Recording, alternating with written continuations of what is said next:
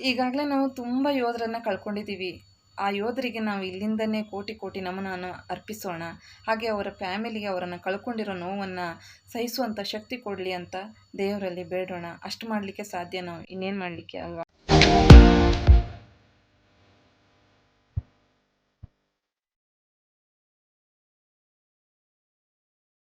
Hi ಎಲ್ಲರಿಗೂ, ಹೇಗಿದ್ರೆ ಎಲ್ಲರೂ? ನಾನಂತೂ ತುಂಬ ಚೆನ್ನಾಗಿದ್ದೀನಿ. Thank you so much. ನನ್ನ ವಿಡಿಯೋ ನೋಡ್ತಾ ಇರೋರು ಎಲ್ಲರಿಗೂ ತುಂಬ ಹೃದಯದ ಧನ್ಯವಾದ. Welcome to Sandhya world zone channel. ಭಾರತದ ಬೆನ್ನೆಲುಬಾಗಿ ಹೇಗೆ ರೈತರು ಕಷ್ಟಪಡ್ತಾ ಇದ್ದಾರೋ ಹಾಗೆ ಉತ್ತಮ ಪ್ರಜೆಗಳನ್ನು ಸೃಷ್ಟಿ ಮಾಡೋಕ್ಕೋಸ್ಕರ ಶಿಕ್ಷಕರು ಅಕ್ಷರವನ್ನು ಕಲಿಸಿ ಅಜ್ಞಾನವನ್ನು ಅಳಿಸಿ ತುಂಬ ಕಷ್ಟಪಡ್ತಾ ಇದ್ದಾರೆ. ಹಾಗೆ ನಮ್ಮ ಭಾರತವನ್ನು ಕಾಯುವಂಥ ಒಂದು ಯೋಧರು ಕೂಡ ತುಂಬ ಶ್ರಮ ಪಡ್ತಾ ಇದ್ದಾರೆ.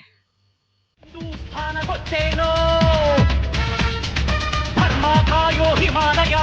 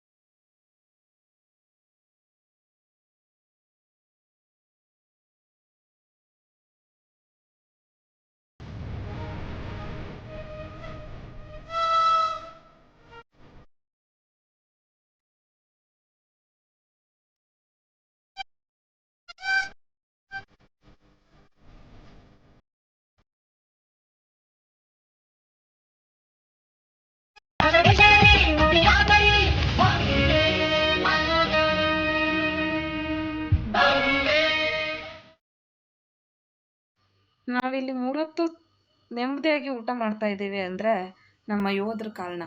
ಇಲ್ಲಿ ಯಾವುದೇ ಒಂದು ಭಯ ಇಲ್ಲದೆ ನಾವು ಜೀವಿಸ್ತಾ ಇದ್ದೀವಿ ಅಂದರೆ ಭಾರತ ಗಡಿಯನ್ನು ಕಾಯುವಂಥ ಯೋಧರಿಂದಲೇ.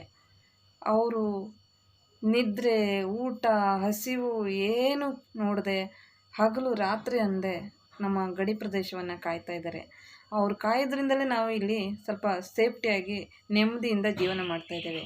ಪಾಪ ಅವರು ಮಾತ್ರ ಕುಟುಂಬ, ಮಕ್ಕಳು, ಹೆಂಡತಿ ಎಲ್ಲರನ್ನು ಬಿಟ್ಟು ದೂರ ಉಳಿದು ನಮ್ಮ ಭಾರತಾಂಬೆಗೋಸ್ಕರ ತಮ್ಮ ಜೀವವನ್ನೇ ಪ್ರಾಣ ಇಡ್ತಾ ಇದ್ದಾರೆ. ಇಂಥ ಯೋಧರಿಗೆ ನಾವು ಇಲ್ಲಿಂದನೇ ಒಂದು ಸಲಾಮ್ ಹೇಳಲಿಕ್ಕೆ ಸಾಧ್ಯ, ಅಥವಾ ಆ ದೇವರಲ್ಲಿ ಅವರಿಗೆ ಆಯುಷ್ಯ ಆರೋಗ್ಯ ಕೊಟ್ಟು ಸೇಫಾಗಿ ನಮ್ಮ ಭಾರತಾಂಬೆ ಮಡಿಲಿಗೆ ಸೇರಿಸ್ತೆಯಪ್ಪ ಅಂತ ಬೇಡ್ಕೊಳ್ಳೋದಷ್ಟೇ ನಮ್ಮಲ್ಲಿರೋದು. ಹಾಗಾಗಿ ಎಲ್ಲ ಯೋಧರು ನಮ್ಮ ಬಂದು ಸೇಫ್ಟಿಯಾಗಿ ಅವರವ್ರ ಫ್ಯಾಮಿಲಿಗೆ ಸೇರಲಿ, ಭಾರತಾಂಬೆ ಮಡಿಲಿಗೆ ಸೇರಲಿ ಅಂತ ಬೇಡ್ಕೊಳ್ಳೋಣ. ಈಗಾಗಲೇ ನಾವು ತುಂಬ ಯೋಧರನ್ನು ಕಳ್ಕೊಂಡಿದ್ದೀವಿ. ಆ ಯೋಧರಿಗೆ ನಾವು ಇಲ್ಲಿಂದನೇ ಕೋಟಿ ಕೋಟಿ ನಮನವನ್ನು ಅರ್ಪಿಸೋಣ. ಹಾಗೆ ಅವರ ಫ್ಯಾಮಿಲಿಗೆ ಅವರನ್ನು ಕಳ್ಕೊಂಡಿರೋ ನೋವನ್ನು ಸಹಿಸುವಂಥ ಶಕ್ತಿ ಕೊಡಲಿ ಅಂತ ದೇವರಲ್ಲಿ ಬೇಡೋಣ. ಅಷ್ಟು ಮಾಡಲಿಕ್ಕೆ ಸಾಧ್ಯ, ನಾವು ಇನ್ನೇನು ಮಾಡಲಿಕ್ಕೆ ಅಲ್ವಾ? ಹಾಗೆ ಇಲ್ಲಿ ಈಗಾಗಲೇ ಹೋರಾಡ್ತಿರೋ ನಮ್ಮ ಯೋಧರಿಗೆ ಶಕ್ತಿ, ಬಲ, ಸಾಮರ್ಥ್ಯ, ಆರೋಗ್ಯ ಕೊಟ್ಟು ಆ ದೇವರು ಕಾಪಾಡಲಿ. ಸುರಕ್ಷಿತವಾಗಿ ನಮ್ಮ ನಾಡಿಗೆ, ಭಾರತಾಂಬೆಯ ಮಡಿಲಿಗೆ ಬಂದು ಆ ಯೋಧರು ಬಂದು ತಲುಪಲಿ, ಅವರ ಫ್ಯಾಮಿಲಿಗೆ ಬಂದು ಸೇರಲಿ ಅಂತ ಕಳಕಳಿಯಿಂದ ವಿನಂತಿಯಿಂದ ದೇವ್ರ ಹತ್ರ ಬೇಡ್ಕೊಳ್ಳೋಣ. ಅಷ್ಟು ಮಾತ್ರ ನಾವು ಇಲ್ಲಿಂದ ಮಾಡಲಿಕ್ಕೆ ಸಾಧ್ಯ. ಥ್ಯಾಂಕ್ ಯು ಸೋ ಮಚ್ ಎಲ್ಲರಿಗೂ. ನನ್ನ ಈ ವಿಡಿಯೋ ನೋಡ್ತಾ ಇರೋರು ಎಲ್ಲರಿಗೂ ತುಂಬ ಹೃದಯದ ಧನ್ಯವಾದ. ಮತ್ತೊಮ್ಮೆ ವಿಡಿಯೋ ಜೊತೆಗೆ ಬರ್ತೀನಿ. ಅಲ್ಲಿವರೆಗೂ ನನ್ನ ನಮಸ್ಕಾರ. ಜೈ ಹಿಂದ್.